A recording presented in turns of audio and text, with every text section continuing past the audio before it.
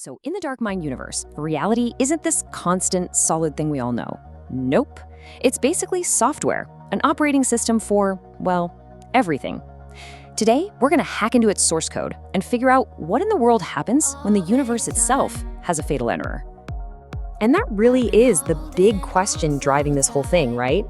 What happens when the fundamental rules of your world can be hacked, broken, and just completely rewritten from the ground up?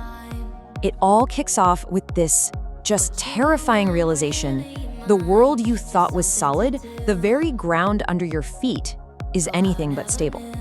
And hey, let's be super clear here. This isn't some clever metaphor the writers are using.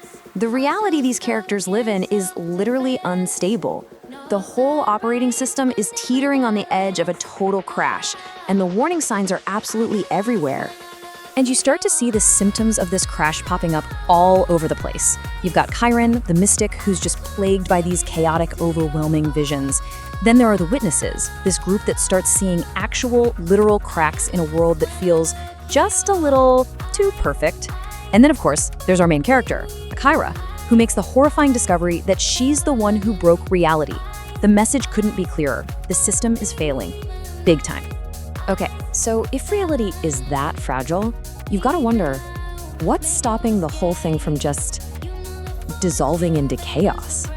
Well, the answer is a single central concept that's holding it all together. But it's a concept that pretty much everyone has gotten completely wrong. In this universe, they have this thing called an anchor. It's basically the core idea that gives a reality its structure. But here's the kicker, the big twist. The people living inside these worlds fundamentally misunderstand the very thing that defines their entire existence. And this is where you see this huge gaping chasm between what they think is real and what actually is. The characters believe they're living behind a protective wall, a sanctuary. But the truth? It's a prison cell, designed to keep them in, not to keep threats out. They see this fearsome warden, but in a really cruel twist, he's the only support pillar keeping their entire universe from collapsing. This just hammers home how incredibly delicate their reality is. A single sentence, that's all it takes to just shatter their whole worldview. The sanctuary they built their lives around was a total lie. It was a prison, and they never, ever saw it coming. So, when you have a reality built on such a massive lie, how do you tear it down?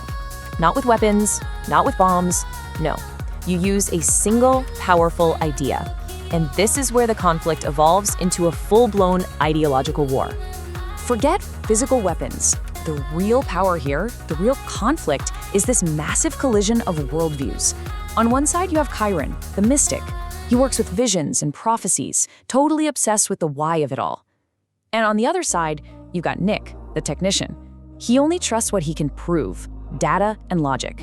He couldn't care less about the why. He just wants to know how. And Nick's method for deconstruction is just brilliant. He completely ignores the chaotic noise of Chiron's vision. Instead, he zeroes in on one tiny, illogical detail, a childhood song that a character has no business knowing. From that single piece of data, he figures out the vision isn't a warning, it's a message. He uses pure, cold logic to turn his opponent's greatest weapon back on them. Now, the witnesses method, whoa, that's way more insidious. It's sneaky. They don't just attack the foundational bond between Akira and Neo head-on. No, they hollow it out from the inside. They plant these carefully engineered questions, a literal virus of doubt, designed to eat away at the absolute faith that holds their reality together. All right, so the old world is shattered. Its foundations are just gone. The big question is, what comes next? This is the most critical turning point in the whole story, the moment where they have to build something new from the ashes.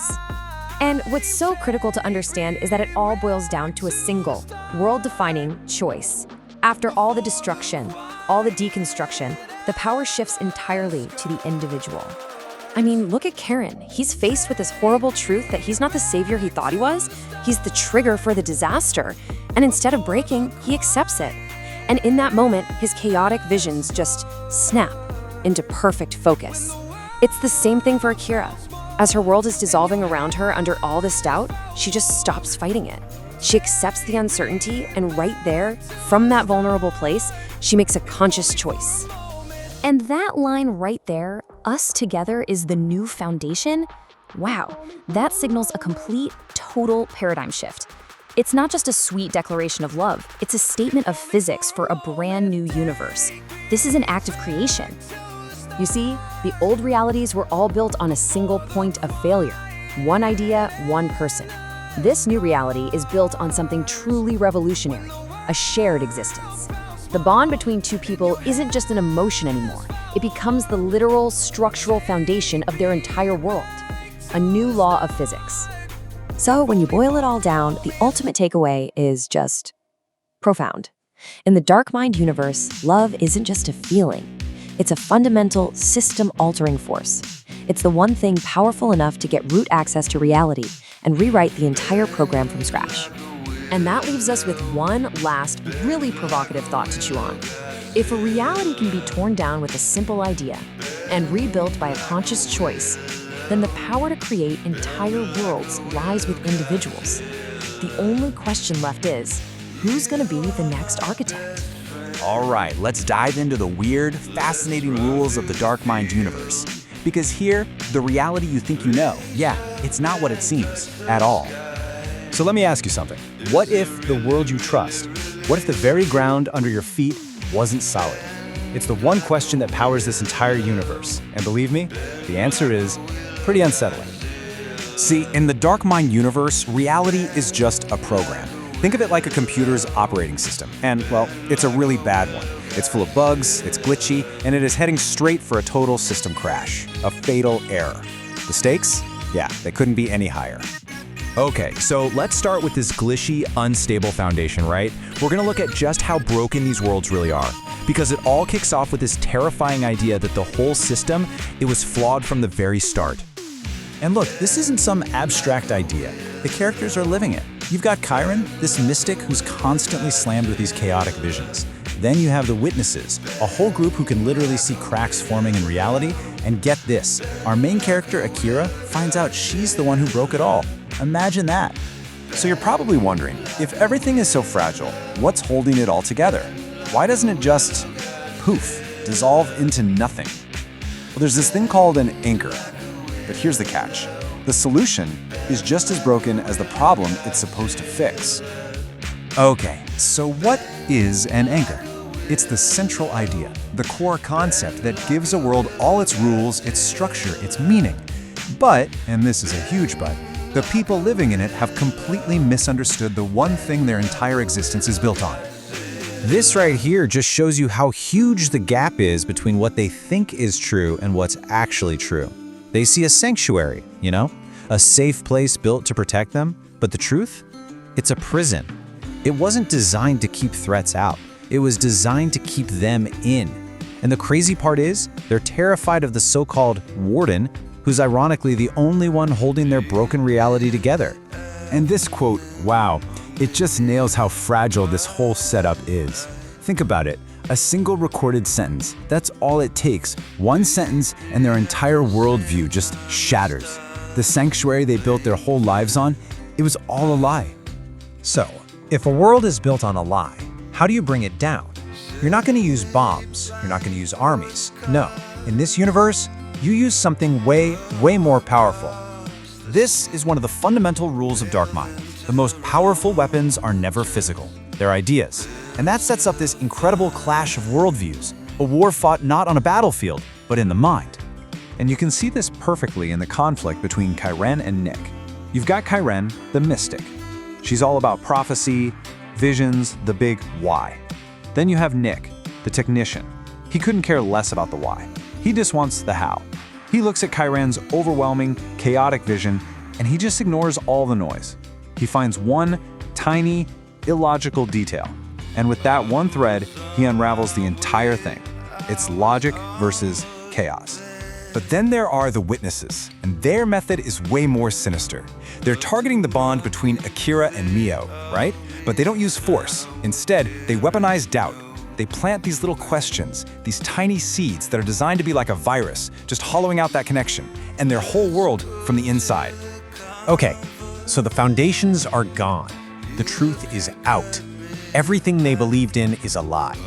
What happens now? This is the critical moment. It all comes down to a single, world-defining choice. And Akira is the perfect example of this. Her world is literally dissolving around her. That virus of doubt is ripping her away from Mio. So what does she do? She stops fighting. It's amazing. She just accepts it. She makes herself completely vulnerable, lets that doubt wash over her, and right there, in that moment of total weakness, she makes a conscious choice, a declaration. And this, right here, is where everything clicks into place. See, that choice, it doesn't just fix the old, broken system. It doesn't patch the bugs. No, it's an act of pure creation. It forges a brand new reality with a completely different set of rules. You can see the total shift here. The old way. It was always built on a single point of failure. One idea, one person, one lie. If that fails, the whole thing comes crashing down. But the new reality that's born from that choice, it's built on something totally revolutionary, a shared existence, a connection. And this is the key, that line, us together. It's not just a sweet emotional moment. In this universe, that's a law of physics. It's a statement of fact. The bond between them isn't just a feeling anymore. It becomes the literal foundation of their new world, the bedrock. So what's the big takeaway from all this? It's pretty profound. In the DarkMind universe, love isn't just some fluffy feeling. It's a fundamental force of nature. It's a system-altering power. It's the one thing powerful enough to literally hack the source code of reality and rewrite the entire program from scratch. And that leaves us with one last, really provocative question, doesn't it? If a whole world can be shattered by a tiny doubt, but rebuilt by a single conscious choice, well, that means the power to be a god, an architect of reality, is inside every single person. So the only question left is, who's going to be the next one to build a world?